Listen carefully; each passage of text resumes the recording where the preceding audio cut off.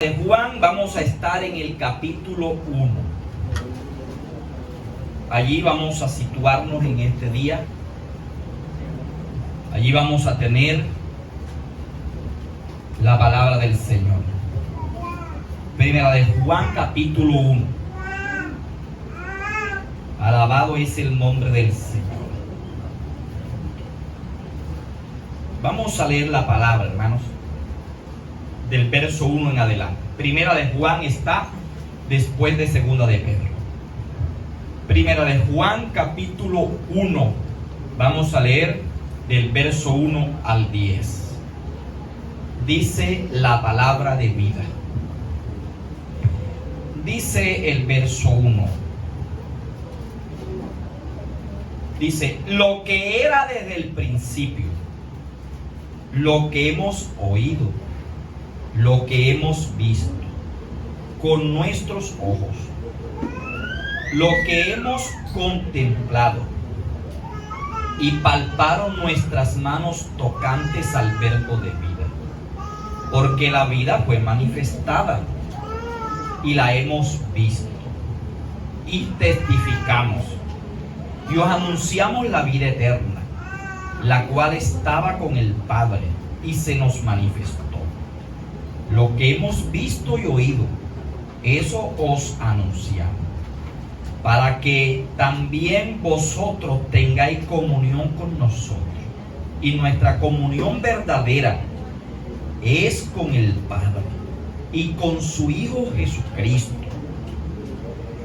Estas cosas os escribimos para que vuestro gozo sea cumplido.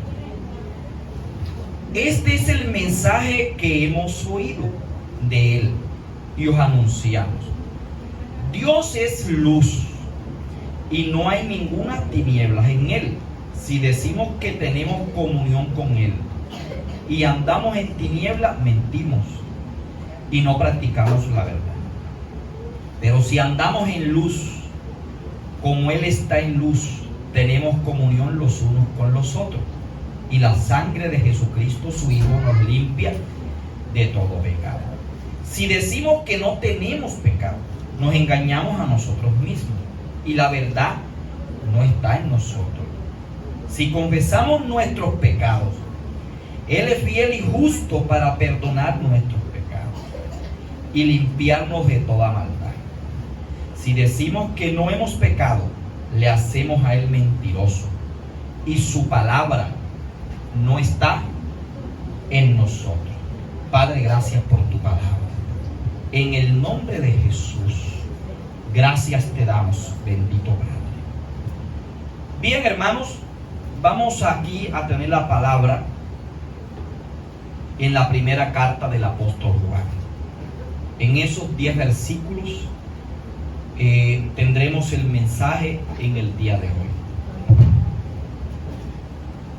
Es una palabra muy interesante porque el tema que trata el apóstol Juan en ese capítulo 1 es la felicidad del hombre. La felicidad del hombre. Ese es el tema de ese capítulo. Y lo voy a mostrar en el versículo 4. Estas cosas os escribimos para que vuestro gozo sea cumplido. El propósito divino es que el hombre viva en un continuo gozo, en una continua felicidad. Ese es el tema de ese capítulo. Entonces, pero vamos a darnos cuenta hoy que hay cosas que, aunque somos cristianos, pueden estorbar esa felicidad del cristiano. Y eso es lo que vamos nosotros a mirar en el día de hoy, ¿sí? Vamos a hacer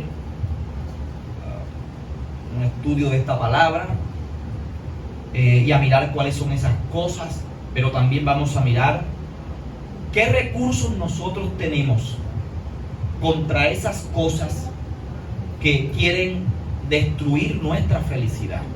Eso es lo que vamos a mirar en el día de hoy, que es muy importante. Y quiero que la iglesia preste mucha atención sobre eso. El apóstol Juan, hermanos, escribe esta carta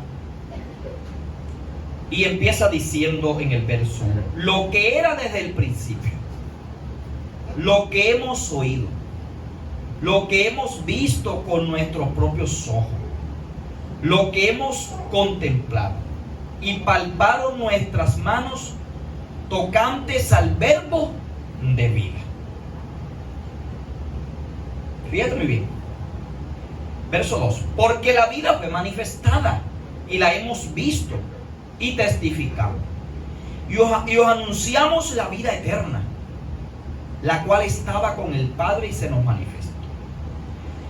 El apóstol Juan empieza diciendo que la felicidad del hombre está en Jesucristo. Que Cristo es lo que puede asegurar al hombre la felicidad. Y que Cristo le ofrece al hombre la felicidad unida a la vida eterna. Unida a la vida eterna. Dice aquí el apóstol Juan y habla de la eternidad pasada de Cristo. ¿Sí? La eternidad pasada de Cristo. Dice que antes de venir a la tierra, Cristo era el verbo, y el verbo era Dios, y el verbo estaba con Dios. Habla de que Cristo tiene un pasado. Cada uno de nosotros tenemos ya un pasado, ¿sí? Y el apóstol Juan empieza diciendo así, que así como nosotros tenemos un pasado, pero en el tiempo, grabe bien, en el tiempo, aquí en la tierra, en el tiempo, Jesús también tiene un pasado, pero es muy diferente, porque el pasado de Cristo se le llama pasado eterno, a su nombre. Porque Él está diciendo aquí lo que era desde el principio, lo que hemos visto, y habla de la eternidad pasada de Cristo. Dice que Cristo tiene un pasado y que antes de venir aquí al tiempo, en el pasado de Cristo, Cristo ya era Dios.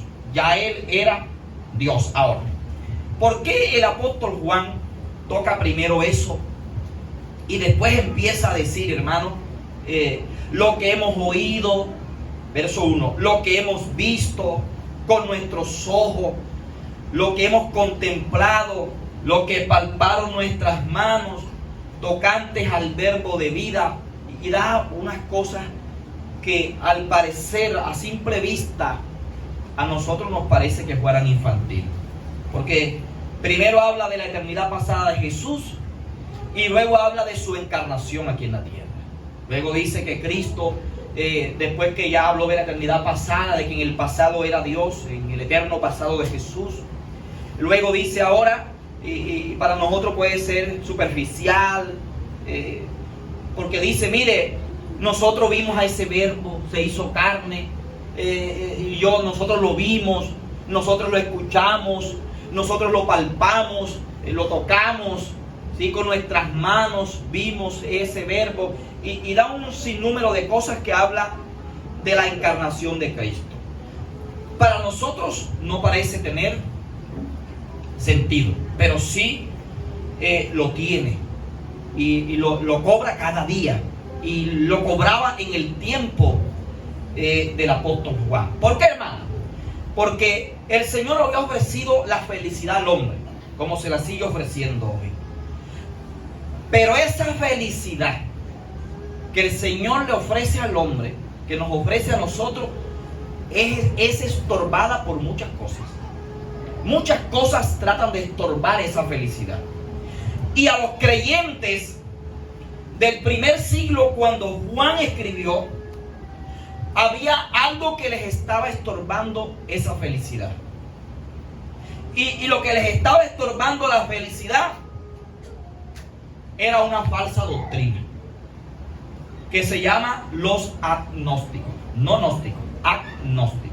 A su nombre. ¿Por qué les estaba estorbando? Porque la iglesia podía caer en una confusión. Porque los agnósticos enseñaban que Cristo era un fantasma, que Cristo era un espíritu, a su nombre, y que por ser un espíritu Cristo no poseía un cuerpo de carne y de hueso. Ahora, si los creyentes del primer siglo creían que Cristo era un fantasma, automáticamente se iba a esfumar la felicidad eterna. ¿Por qué, hermano? Porque entonces ya no se aceptaba que Cristo es o era, es y seguirá siendo siempre un Dios eterno para siempre. Alabado es el nombre del Señor. Eso iba a estorbar, alábese para mí.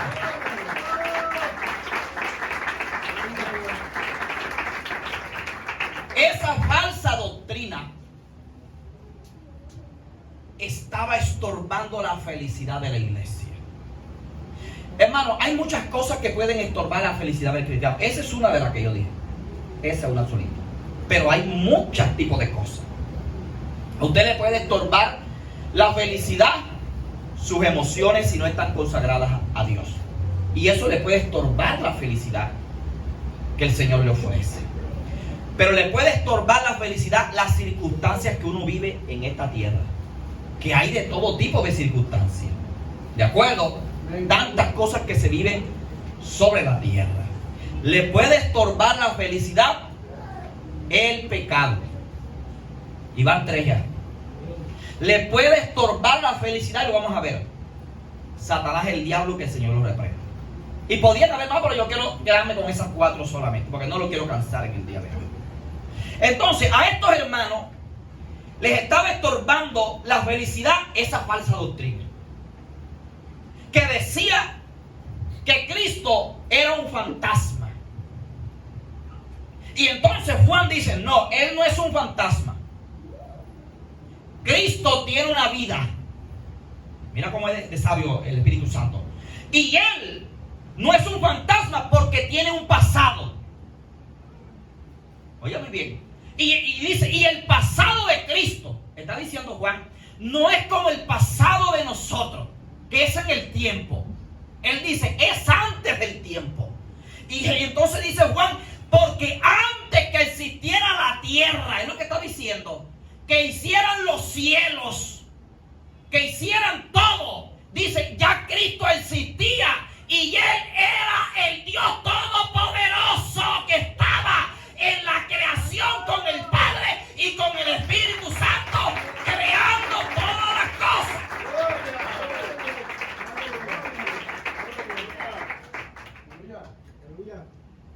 Él está probando que el que está ofreciendo la felicidad sí tiene el poder para hacerlo. Porque Él era Dios. Y dice, ahora muy bien, oigan los agnósticos, está diciendo, después ese Dios se encarnó, se hizo carne. Juan sigue debatiendo. Y dice, y nosotros lo vimos, lo escuchamos. Y no solo eso, nosotros lo tocamos. Está diciendo, y lo tocamos y comprobamos que no era un fantasma, que no era un espíritu, sino que era el mismo Dios manifestado en carne sobre la tierra. Porque un demonio no tiene carne ni tiene hueso. Alabado es el nombre del Señor. Juan estaba diciendo, a ese Dios yo lo vi sobre la tierra. Es lo que Juan está diciendo. Está diciendo, a ese Dios yo lo vi aquí en la tierra. Está diciendo, los agnósticos no me vayan a ese cuento a mí. Y no cree usted que simplemente Juan se está refiriendo antes de la resurrección. No. Se está refiriendo a que lo tocó después que Jesús resucitó y seguía teniendo un cuerpo de carne y de hueso. A su nombre, hermano. Esto podía estorbar la felicidad a los creyentes del primer siglo. ¿Por qué, hermano? Señores, porque el evangelio y la felicidad eterna están basados en la encarnación de Cristo. Si Cristo era un fantasma y no tenía cuerpo, entonces la cruz era vana. Porque un fantasma no tiene ni sangre, ni carne, ni hueso. Entonces, ¿qué sangre se derramó ahí? Entonces se destruía el fundamento de felicidad del hombre que se llama Jesucristo de Nazaret. A su nombre. ¿Cuántos alaban al Señor? Por eso Juan está diciendo: yo lo vi, lo toqué, lo palpé, y él tenía cuerpo. Tenía y sigue teniendo cuerpo después de la resurrección. A su nombre. Y por eso es que ven que Juan en este capítulo hace énfasis en la sangre de Cristo. En los 5 versículos que leí, del verso 5 al 10. Hace énfasis en la sangre. Ahora, si Jesús entonces era un fantasma, no había sangre.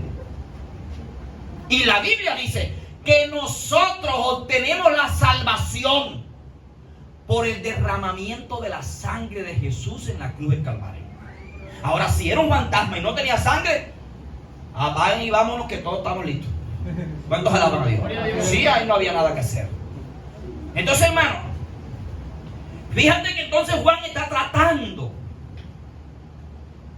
que nada nos estorbe la felicidad eterna. Porque Dios puede y llamó y quiere que el hombre sea feliz. Pero estas 4 cosas que yo dije van a estorbar la felicidad del hombre. Y por eso es importante estudiar la palabra. Por eso es importante que nosotros analicemos la Biblia. Para poder contrarrestar cada una de las cosas que nos quieren robar la felicidad eterna que el Señor nos ha concedido. A su nombre. Entonces, aquí en el capítulo 1, del versículo 5 al 10, él empieza a mostrar lo que estorba la felicidad del cristiano. Lo empieza a revelar allí. Y empieza diciendo el 5: este es el mensaje que hemos oído de él y os anunciamos: Dios es luz y no hay ninguna tiniebla en él. Si decimos que tenemos comunión con él y andamos en tiniebla, mentimos y no practicamos la verdad.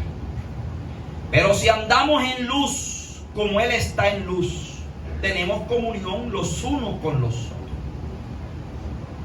Y la sangre de Jesucristo, su Hijo, nos limpia de todo pecado. Deténgase un momentico. No es mentira. Independiente a las falsas doctrinas que te quieren robar la felicidad eterna,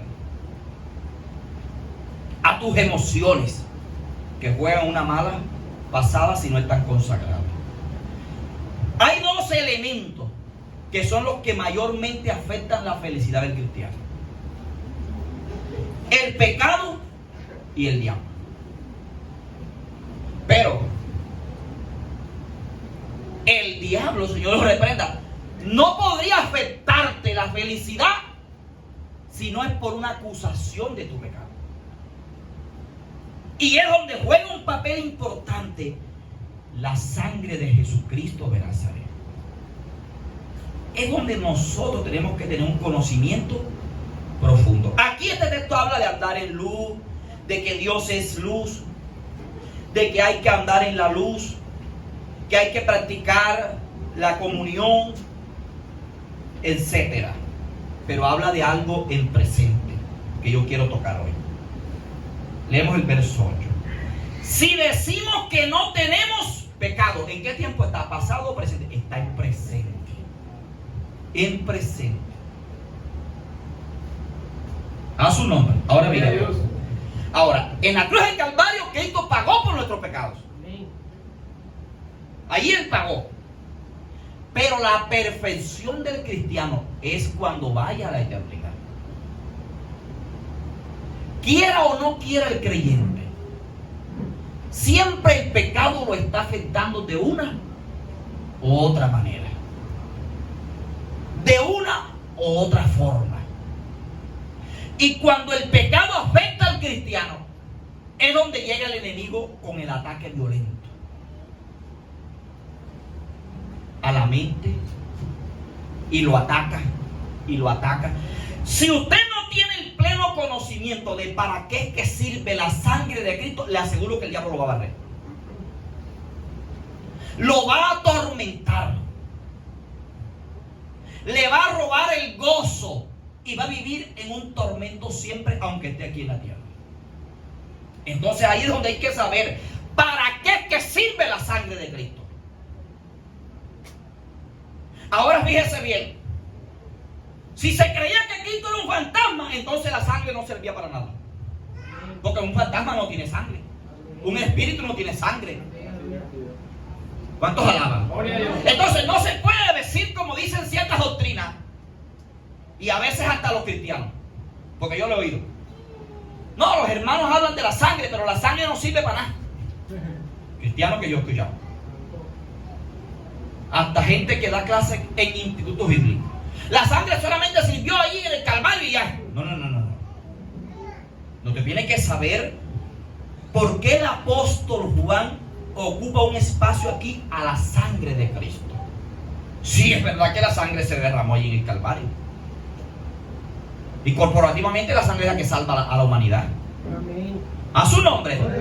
Pero ahora hay que ver qué es lo que está diciendo el apóstol. Si decimos, verso 8, que no tenemos pecado, nos engañamos a nosotros mismos y la verdad no está en nosotros. Tiempo presente. Y voy a hablar de otro tiempo presente. Me voy a regresar al versículo 7 para que no me diga que es el tiempo pasado. Verso 7 otra vez. Pero si andamos en luz, como Él está en luz, tenemos comunión unos con otros. ¿Y qué dice ahora, hermano? Y la sangre de Jesucristo, su Hijo, nos limpia de todo pecado. No está hablando del pasado, está hablando otra vez en el presente. Así que por mucho que nosotros andemos, y es lo que debemos intentar, andar en luz, de una u otra manera, usted va a estar fallando en el Señor, porque hasta con la mente se le falla a Dios. A su nombre, hermano. Con una mirada mal dirigida, si los ojos no están consagrados, con la mente se monta una película, con la mente entra en la malicia, y si le doy la lista no terminamos hoy. Nada más por allí. A su nombre. Aunque andamos en luz, esas cosas van cargando el alma y la van contaminando. Y la van cargando y la van contaminando. Y cuando eso pasa, aparece el enemigo de las almas. Y empieza un bombardeo contra el creyente. ¿Cuántos alaban al Señor? Y lo bombardea y lo bombardea y le va robando el gozo de la salvación. A su nombre.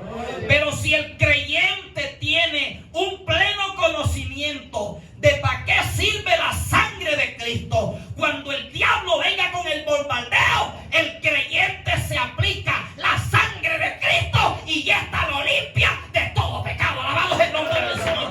Le limpia la contaminación.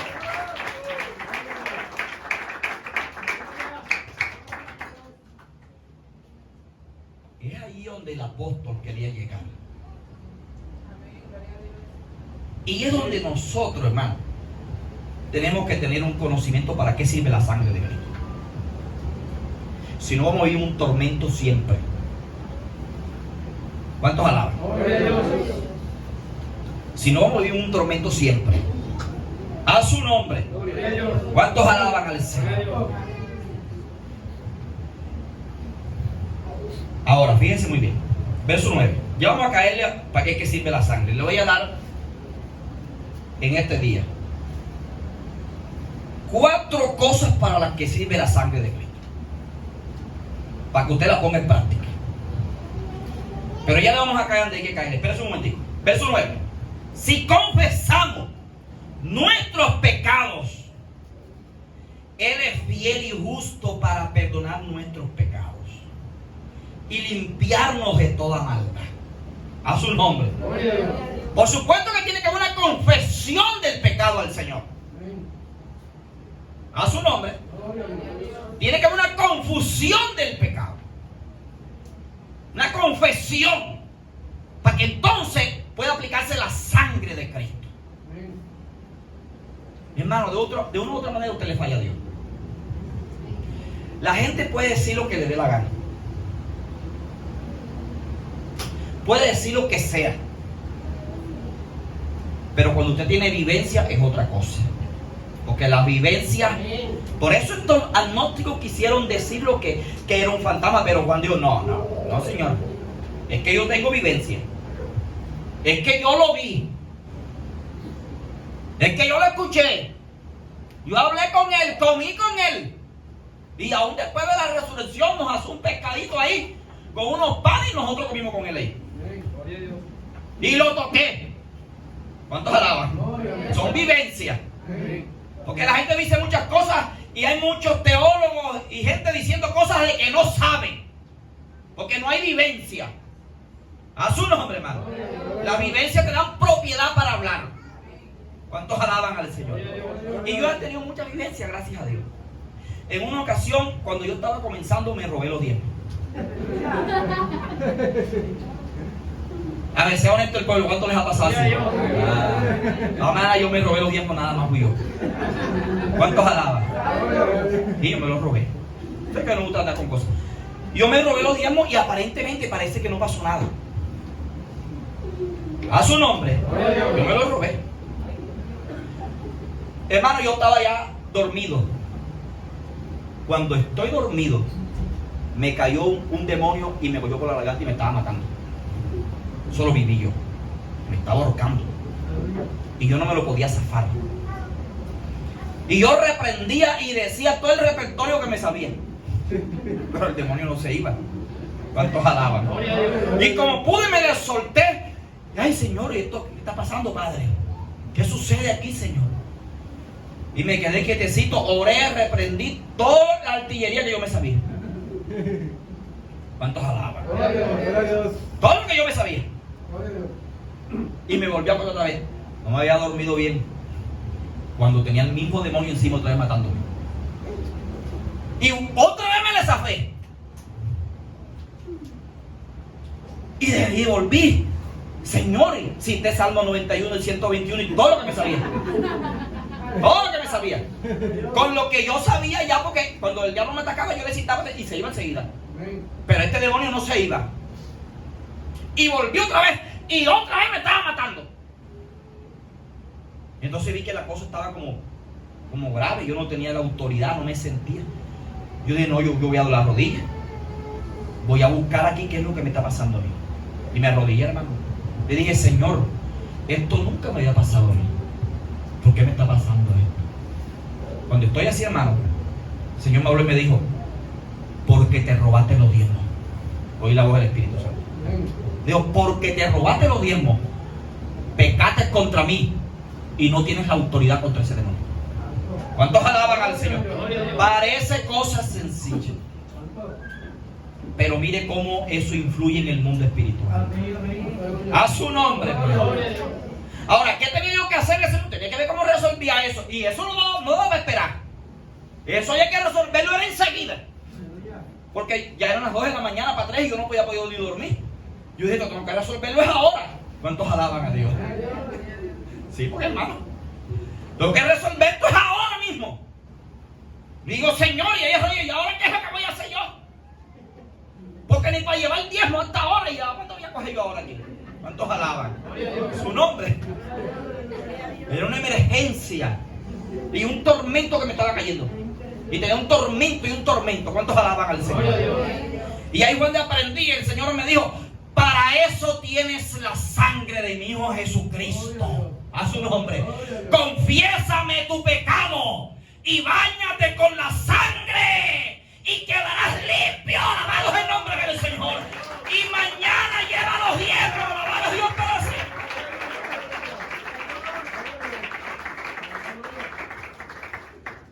Yo confiésamelo y báñate en la sangre del Cordero. y quedarás limpio, y mañana lleva los diezmos. ¿Cuántos alaban al Señor? Le dije, ay Señor, qué embarrada esta. ¿Cuántos alaban? Por eso, hermano, uno se equivoca de una u otra manera.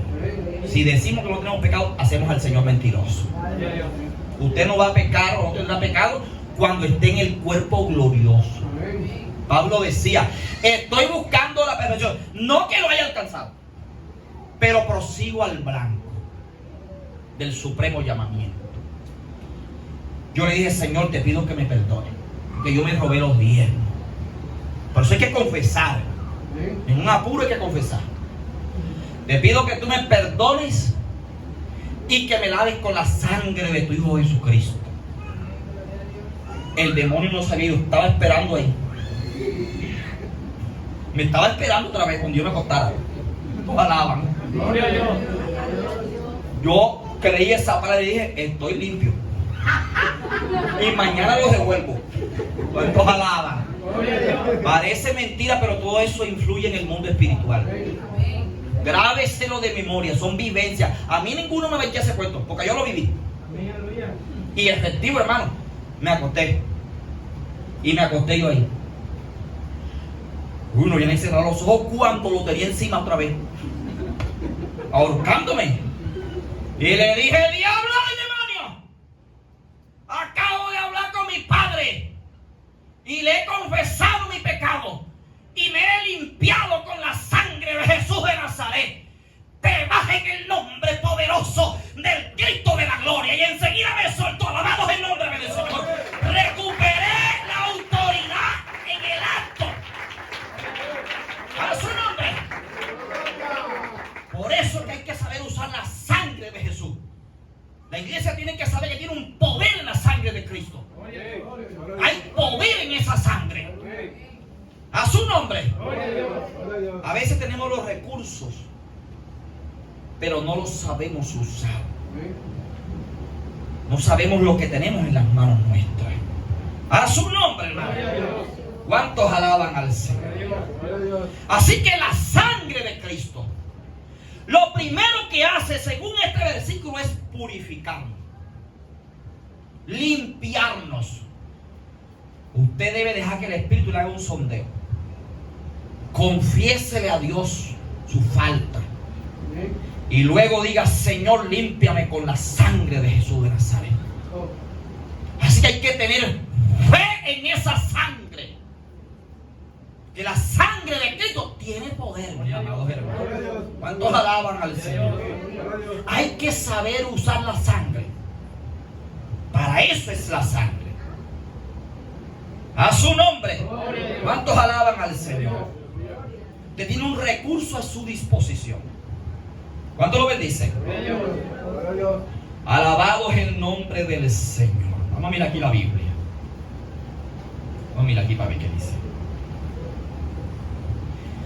La sangre de Cristo no solo nos purifica,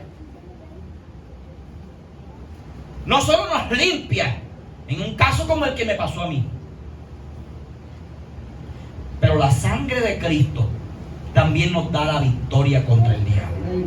Vaya conmigo a Apocalipsis, rapidito, no lo voy a tener mucho aquí. Apocalipsis 12:11.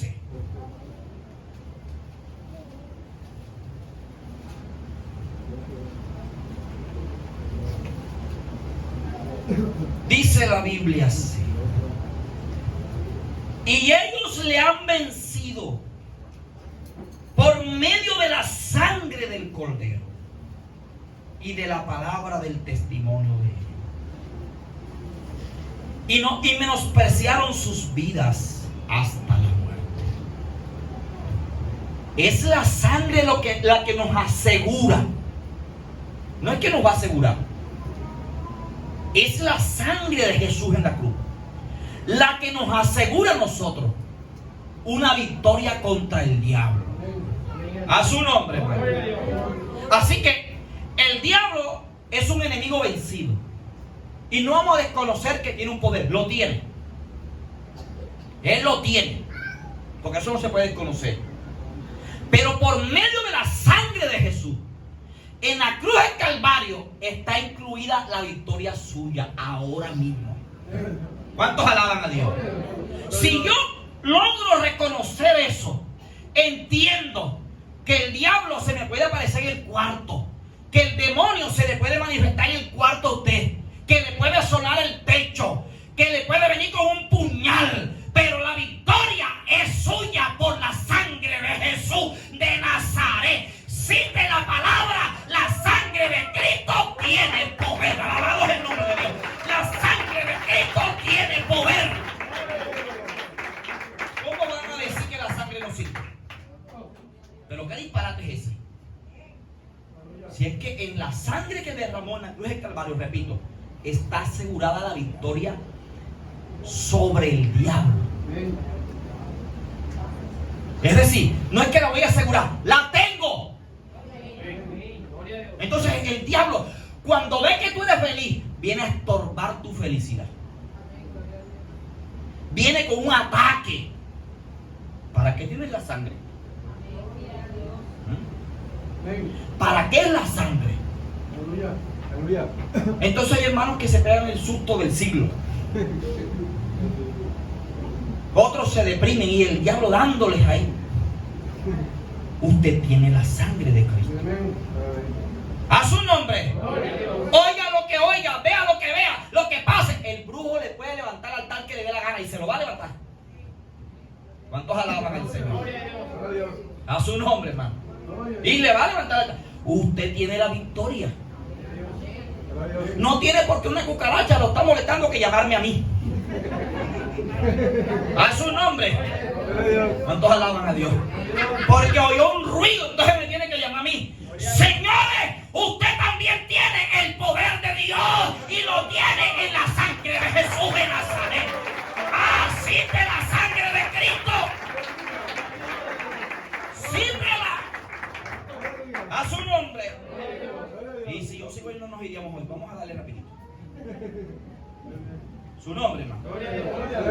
Fíjate, esa es la segunda cosa para que sirve la sangre. Te asegura la victoria. Ya está la victoria. A su nombre. ¿Cuántos alaban a Dios? ¿Cuántos alaban al Señor?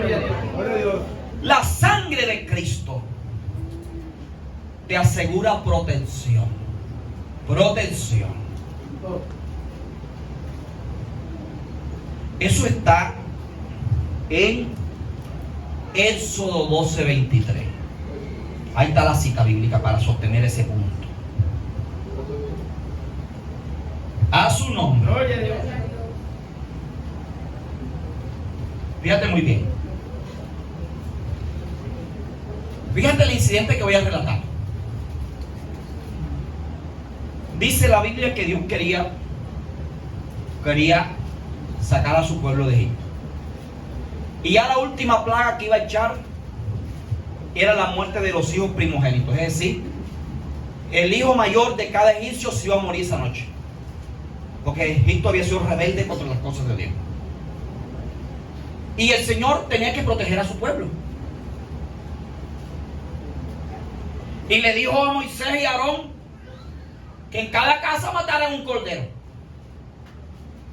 Y que pusieran en un librillo ahí, una poncherita ahí, pusieran la sangre. Cogieran un manojo de hierba, untaran ahí en ese coso, ahí en la poncherita con la sangre, y le untaran el dintel de la puerta. Es decir, en el marco de la puerta, porque los israelitas eran tan pobres que no tenían puerta las casas de ellos. Por eso, si no, lo manda por en la puerta. Pero no había puerta porque los esclavos vivían como animales. Y como no tenía puerta, le digo, úntelo en el marco ahí. Ahí arribita. Ahí. Unta la sangre allí. Porque a medianoche pasará el ángel de la muerte. Y cuando pase, va a ir matando todos los hijos varones mayores. El mayor, el primogénito, el primero de los egipcios. Pero el ángel va a pasar por ahí también. Por la casa de los siervos míos. Y no se preocupen, que cuando vea la sangre ahí, él no va a poder entrar a esa casa. Porque esa sangre es protección. A su nombre, hermano. Por eso es que con la sangre de Cristo. ¿Cuántos alaban a Dios? Porque la sangre de Cristo es protección. El diablo puede venir, pero él va a ver la sangre del Cordero en tu casa, en tu vida. Alabados el nombre del Señor. Y esa sangre te va a guardar y te va a proteger. Esa sangre te va a guardar y te va a proteger. A su nombre, hermano. Usted tiene los recursos y anda temblando. ¿Cuántos alaban al Señor? Tiene el poder y anda temblando. Tiene el poder. El enemigo le va a estorbar la felicidad. Él lo va a atacar. Porque te va a estorbar la felicidad. Pero tú tienes el recurso para contrarrestar estas cosas. Por eso pueden decir lo que sea. Yo soy evangélico de antes. Y los evangélicos antes siempre teníamos la sangre de Cristo en la boca. Amén, hermano. Después que hay muchas doctrinas equivocadas. Después que fueron sacando libros y cuestiones, por eso hay que ver qué es lo que uno ve y oye. Libro que la sangre de Cristo no servía para proteger a uno, pero si está en la Biblia, ¿cómo que no va a servir? Y el enemigo lo venció la sangre de Cristo en la cruz del Calvario. ¿Cómo que no va a servir? A su nombre, hermano. Claro, esas mentiras les interesan al diablo para destruirnos. Pero nosotros vamos a creer lo que dice la Biblia. Y por último, ya nos vamos. La sangre de Cristo es la que te asegura una comunión directa con Dios. Vayamos a la Biblia y con esto terminamos. Hebreos 10. Hebreos 10. La carta a los Hebreos.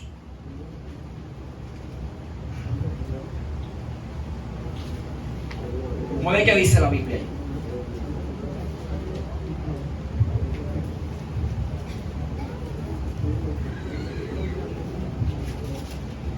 Hebreos 10:19 dice la Biblia: así que, hermanos, teniendo libertad para entrar en el lugar santísimo por la sangre de Jesucristo. Mira lo que dice ahí: la sangre de Jesucristo, por el camino nuevo y vivo que Él nos abrió a través del velo, esto es de su carne, y teniendo un gran sacerdote sobre la casa de Dios. 22. Acerquémonos con corazón sincero, en plena certidumbre de fe, purificados los corazones de mala conciencia y lavados los cuerpos con agua pura.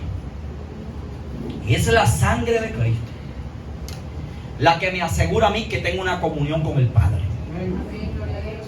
Es la sangre de Cristo la que me asegura que yo puedo acercarme confiadamente.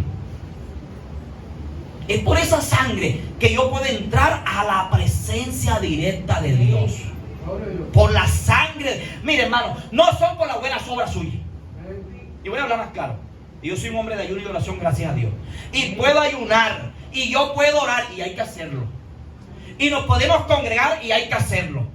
Pero lo que te mete a la presencia de Jehová es la sangre que Jesús derramó en la cruz del Calvario. Alabado es el nombre de Dios. No es otra cosa. Es la sangre de Jesús de Nazaret la que te pone ahí en la presencia de Jehová. No es otra cosa. Colóquese sobre sus pies. Le damos gracias al